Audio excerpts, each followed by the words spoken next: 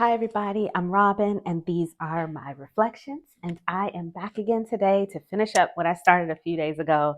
We are coming towards the end of Gemini 2, and I want to get these decks off my table. I got them stacked here. I started a video a few days ago, and I did not finish it. It was about tower cards and not so scary tower cards, right? It's tower cards that don't suck. If you want to see all of the intro to that and everything that I said about why I'm doing this video, please, I did this, see part one. Um, I will link it in the cards up here for you, and you can check the description box below for that one. It gives you all of the background story. I'm just going to get right into the cards. So we're going to start with the Sacred Sisterhood Tarot. So this is a great deck. I love this deck. It's beautiful artwork by Connie Corey. I'm reading the guidebook now.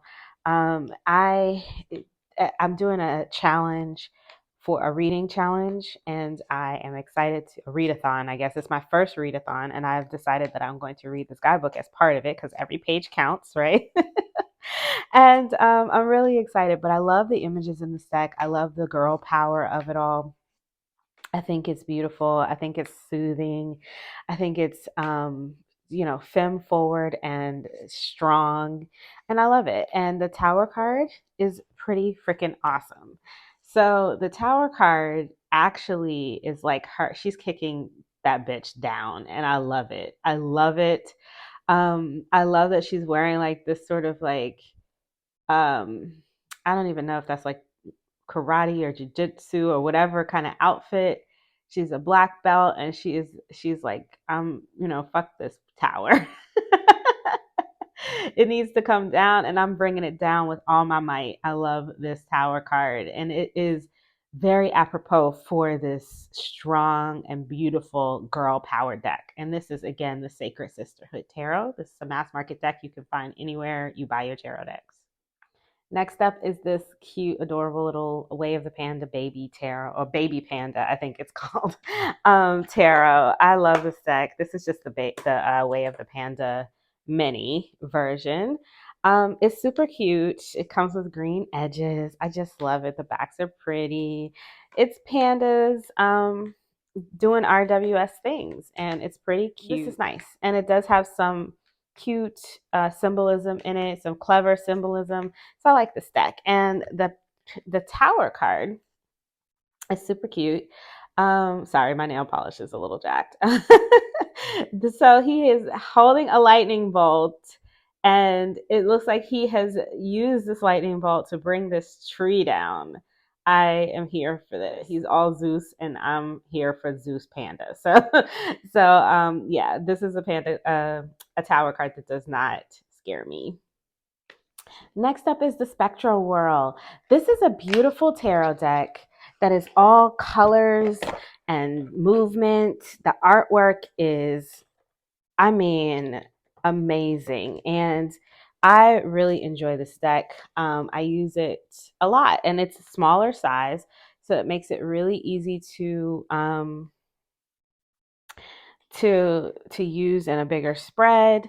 I really enjoy this deck. And this is, I like the colors, especially for this time of year, but I was even using this in the wintertime. And the tower card for this is just colors and movement, just like all the rest. There's nothing scary here, nothing that's going to make you want to like go, nothing to jolt you. It is just pretty colors. I mean, there's a lot of eyeballs. So, I mean, if you don't like eyeballs, but they're sort of like, some of them look human, some of them look alien, some of them look like something you would see at a fun house. It just looks, I mean, this tower actually looks fun to me. Like, it kind of looks fun. So this again is the Spectral Whirl Tarot. Okay, so next up is a deck I got off Make Plain Cards. It's called My Third Eye Tarot. I don't know if you can still get this on Make Plain Cards, or if it has migrated over to like Printer Studio or the one of the other sites, but I think it's still print on demand. I think I saw on somebody's video that it's on a different site now, maybe Printer Studio or the other one, which I can't remember the name of. But it's I call this my so-called life deck. It's just real teenage angst, lots of drama. It's just photo manipulation. It's interesting, but it's just a regular tarot deck with lots of people being real extra. But the tower card in this deck is actually not scary at all. It's extra, but it's kind of cool, and it doesn't feel terrifying, although it should, right? Like this guy is basically holding a piece of paper, a newspaper that's on fire. That's gonna burn when it touches his hands, and we all know how fast fire burns up paper. Maybe this doesn't scare me because it's a guy and it doesn't feel like it could be me. Maybe it just feels real distant for me, or because you can't see the man's face, it doesn't feel scary. I can't really put my finger on it, but this has never really jolted me, and so I added it to this tag. And so this again is the My Third Eye Tarot. It's a print on demand deck. Um, Maybe if you Google it, I'm sure it'll pop up wherever it's being printed now. Next up is the Wandering Star Tarot. This is a Hay House deck. You can get this anywhere you buy your tarot decks. Amazon. You can buy this on Hay House. I actually bought this deck on Amazon for like $8 or something like that when it first came out. It was still in order because I never used it last year. And I put all my tarot decks in order last year, um, to see if I was going to use them. And then you can clearly see this one did not get used, but it's super cute. It's very colorful. It reminds me of stained glass windows, and it has keywords on it. And the reason that I've included the tower card from this one, where is it? Is because the keywords are release, destruction, and enlightenment. And enlightenment and release just don't feel scary. I mean, destruction can feel scary, but destruction, I don't know. With this image, it just doesn't feel scary to me. I mean, you would think with all, it's basically everything I hate in the tower card, right? It's it's fire, it's lightning. There are no people falling, so that could help. It's very storybook the imagery, right? The drawing in the deck, and the colors are really soft. But I think it's the keywords enlightenment and release that really bring this into the I like this. I really like this tower card. I also love these vines and these flowers sprouting along the bottom. I don't know why, because they're only going to get burned up when when the tower burns, but I love it. I love it. So yeah, this is a tower card that I like. I like this tower card a lot.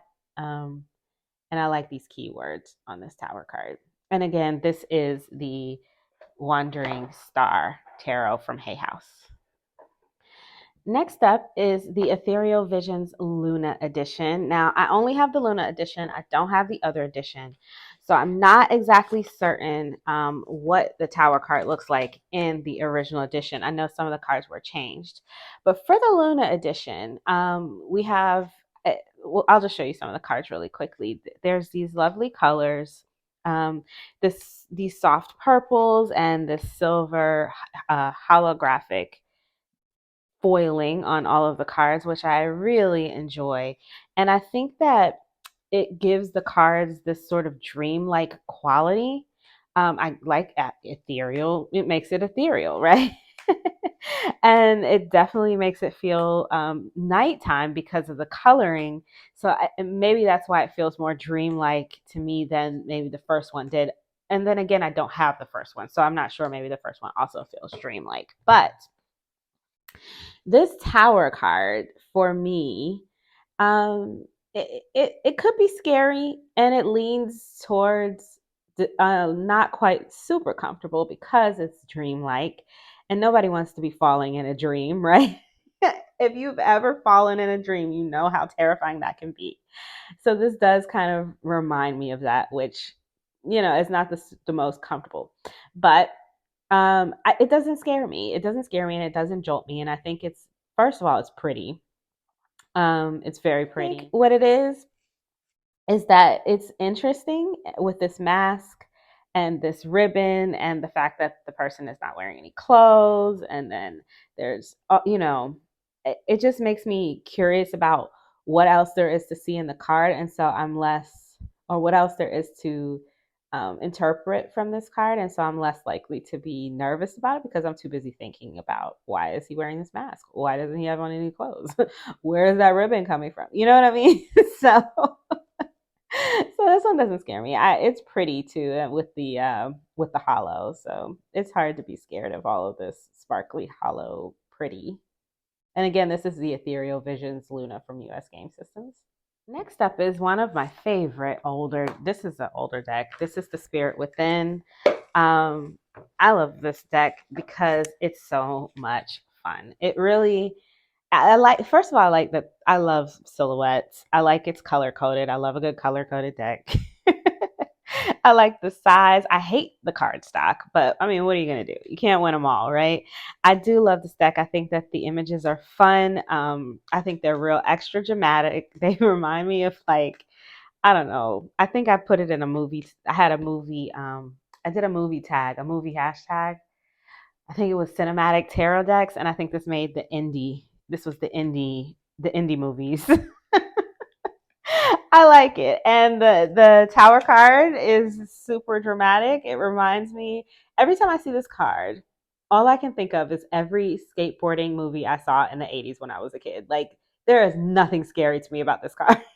I hear 80s music. I see people skateboarding. Like I love this card. I don't know why. I know they're not skateboarding, but that's what it feels like to me. I don't know. Is it just me? Anybody else out there feel that way about this card?